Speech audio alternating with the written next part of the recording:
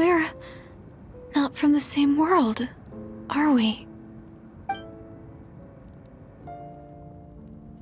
Wait, but that's great! That means the world isn't going to end. In that case, tell me, what happens to Conria? What happens to my homeland? No, wait. Don't answer that. We can only fight for our future, if the future is unknown. I still believe the Savior can turn things around. I'll carry on looking for him, even if you're not there to protect me.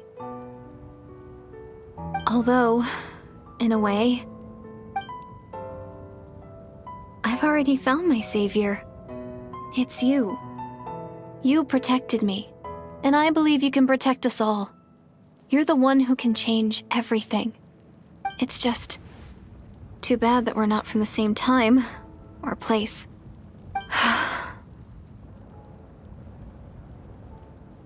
Oh, one last thing before I forget. I know how much you want to find your brother. Surely he must be desperate to find you too. So, is there anything you can give me as a memento? Proof that we met? That way, when I do find him, I can convince him that you're also searching for him.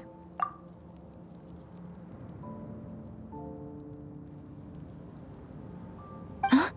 What is it?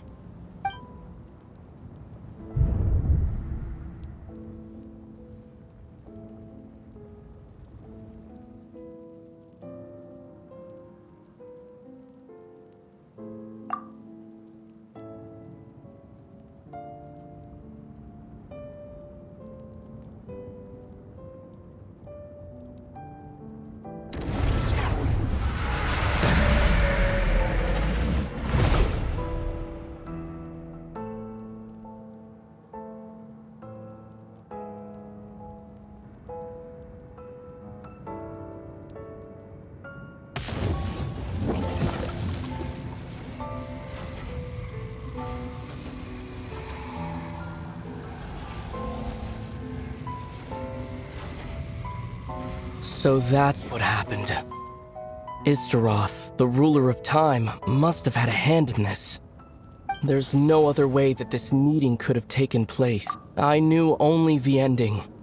I've always been curious about the events that led to it. When the Cataclysm first began 500 years ago, I, as the Prince of Conria, was preparing to do my part, to fight back with all my might. But then this girl, Diridith, she found me. The irony was that even as she desperately begged me to save the world, she brought me news of you. I was stunned, and I was suspicious of her claim that you were searching for me. But then, she showed me the key to your hibernation chamber. We'd been separated ever since I awakened in Tevat. I searched the whole planet and found no trace of you anywhere. And then she brought me that news at the worst possible moment. I was faced with an extremely difficult decision. I desperately wanted to see you again, but Conria was in equally desperate need of my help. I knew that no matter what I chose, I'd regret my decision for the rest of my days. So I steeled myself against the guilt and made my decision.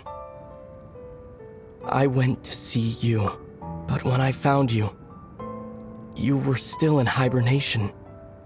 Even the key to the chamber was still secure on your person. I couldn't make sense of what I was seeing, but there was no time to think. I just grabbed you and ran. That's where we are right now. An intersection in our memories. This question has haunted me for the past 500 years. I never imagined the answer would come to me like this. So, my actions 500 years in the future set everything in motion. Are you mocking me, Istaroth?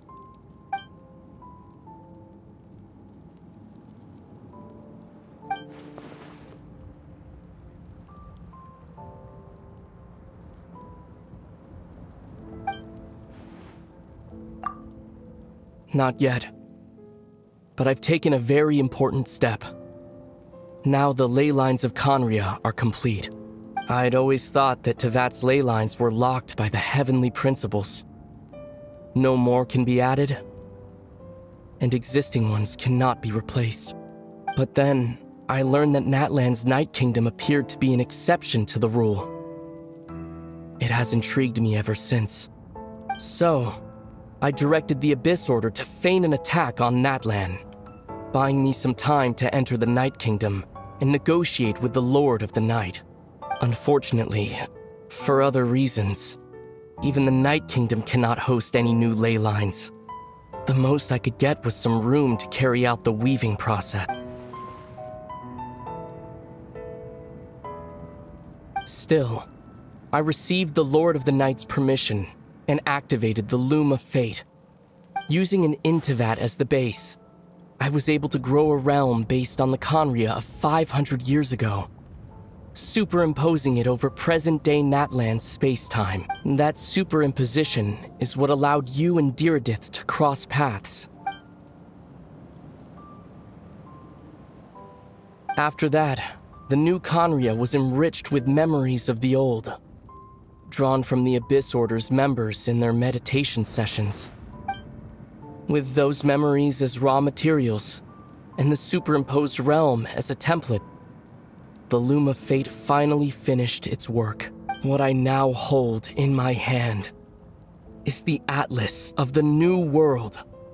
This is the product of the Loom of Fate, holding within it the entire network of new Conria's ley lines. With this, the nation once known as Conria can rise again. One day, I will find a suitable host location for it.